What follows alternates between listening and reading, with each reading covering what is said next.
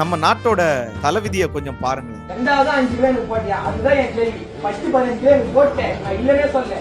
2வது 5 கிலோ போட்டியா? நீ எதுக்கு தனியா இந்த மூட்டில இந்த அரிசி எடுத்து ஏன் உன் மூட்டில போட்டேன்? ஒரு படித்த கல்லூரி மாணவன் ரேஷன் கடையில ஏன் அளவு கம்மியா போடுறீங்க, ஏன் திருடுறீங்கன்னு சொல்லி கேள்வி கேட்க, அது அவனுடைய உரிமை. இப்படி கேள்வி கேட்கக்கூடிய 4 பேர் இருந்தாதான் கொஞ்சமாவது பயத்துல ஒழுங்கா வேலை செய்வாங்க. ஆனா அந்த இளைஞன் சர மாதிரியா கேள்வி கேட்கிறான். பின்னாடி இருந்து ஒரு அம்மா என்ன சொல்றாங்க தெரியுமா?